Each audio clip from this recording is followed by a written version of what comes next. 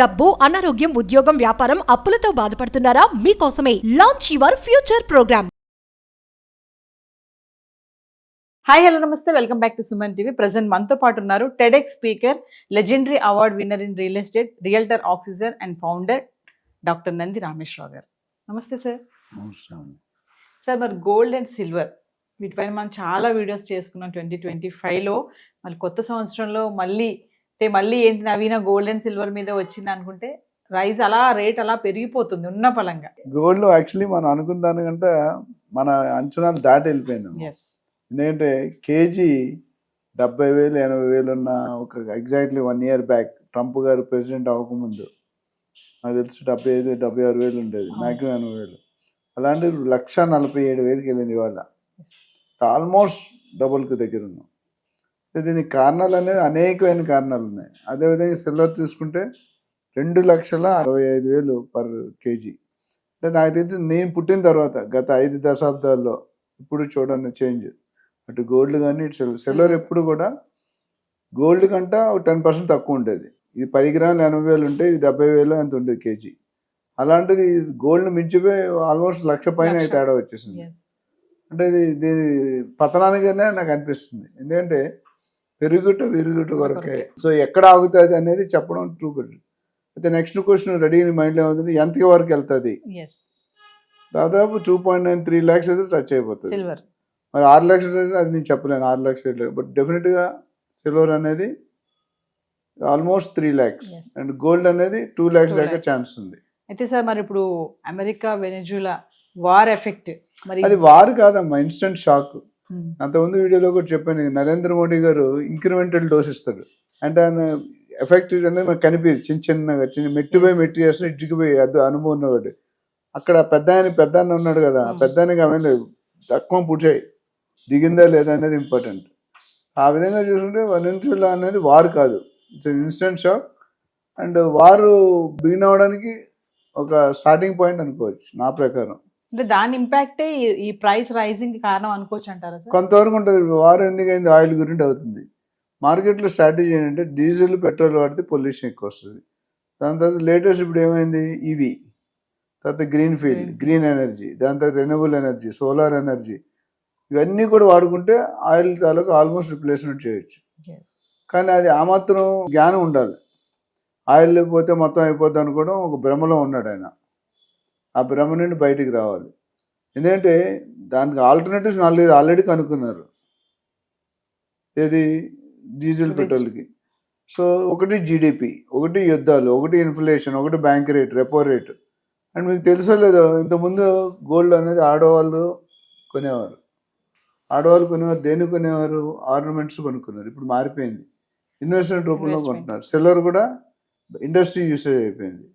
So అది ఇప్పుడు ఇవన్నిటితో latest బ్యాంకులు కొంటున్నాయి బంగారాన్ని. స్టోరేజ్ అంటే ఇన్వెంటరీస్ బఫర్ జోన్ పెట్టుకొని ట్రేడింగ్ చేస్తారు. ఈరోజు 1,30,000 కొనేసి రేపు 2 లక్షలు అమ్మితే బ్యాంక్ ఇంట్రెస్ట్ వచ్చేది 10 times ఫాస్ట్గా వచ్చేస్తుంది.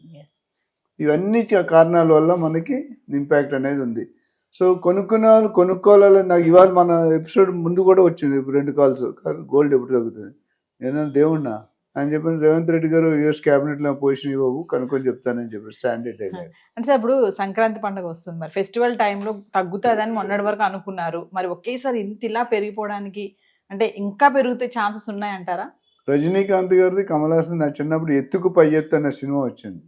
మనం ఒకటి అనుకుంటే జరిగేది ఒకటి జరుగుతుంది. సో ఏది చెప్పినా ముందుకెళ్తే గొయ్యి వెనకొస్తున్నాయ్యా. బట్ డెఫినెట్గా నాకైతే సంగీతాలు, నా అనుభవం ప్రకారం, నా పర్సనల్ ఒపీనియన్ ప్రకారం పెరిగే సూచన. ఎందుకంటే పండగ అనగానే అలంకరణ అవసరం, కొనుక్కోవాలి. కొనుక్కున్నట్టు సొమ్ము తక్కువ టైంలో సొమ్ము.